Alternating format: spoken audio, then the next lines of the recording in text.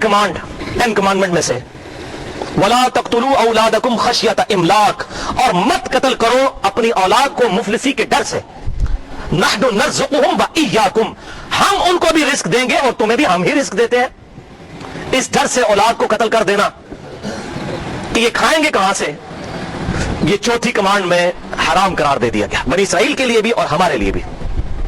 और आपको पता है आपके पड़ोसी मुल्क इंडिया के अंदर रोजाना 3000 बच्चियां जब प्रेगनेंसी आइडेंटिफाई हो जाती है अल्ट्रासोनिक टेस्ट के जरिए, जिसको हम अल्ट्रासाउंड भी कहते हैं, तो जाया करवा दी जाती है मां के पेट के अंदर। 3000 बच्चियां रोजाना, ज़ाहिर है 1.25 अरब की आबादी है वहां पे, 1/5 ऑफ वर्ल्ड वहां रह रहे हैं। बोले औज़ु बिल्लाहि ताला, मत कत्ल करो औलाद को मुफलिसी के डर से, तुम्हें भी हम रिस्क देते हैं, उनको भी हम ही रिस्क देंगे।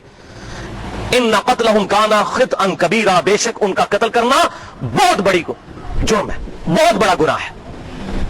लेकिन यहां पर यह बात भी याद रखें, ये जो हमारे मुल्क के अंदर बहबूद आबादी वालों ने ढोंग रचाया हुआ है और लोगों को इस तरफ लगा रहे हैं कि यदि ज्यादा होगा तो कैसे खाएंगे और क्या करेंगे।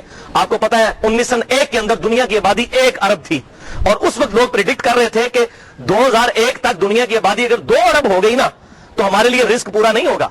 तो 2001 में 2 अरब नहीं हुई, 3 अरब भी नहीं हुई, 4 अरब भी नहीं हुई, 5 अरब भी नहीं हुई, 6 अरब आबादी हो गई है। और सिर्फ चाइना ने इतनी जूतियां बना दी हैं कि आमदा 100 साल के लिए भी वो ना बनाए तो जूतियां ही काफी हो जाएंगी।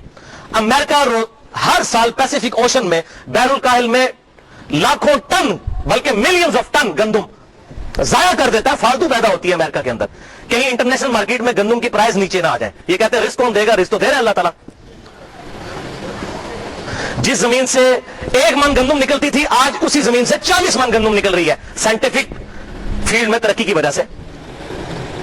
अल्लाह तबारक व तआला ने इंसानों के लिए कितने ट्रुथ रिवील कर दिए, तो अल्लाह ताला बंदोबस्त फरमा रहा है।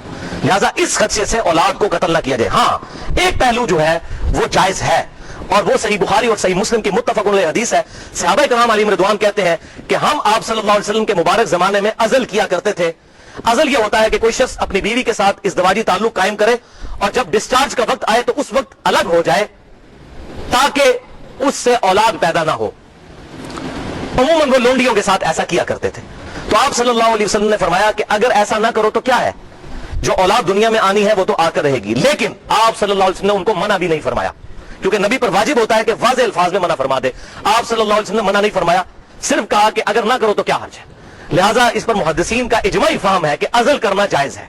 उसी की मॉडर्न फार्म जो है कंडोम का इस्तेमाल या इस तरह की मुख्तलिफ जो चीजें अगर वक्फे के लिए इस्तेमाल की जाती हैं ये जायज है। लेकिन एक दफा प्रेगनेंसी डिक्लेयर हो जाए उसके बाद औलाद को जाया करना कत्ल है और ये हराम और गुनाह कबीरा है।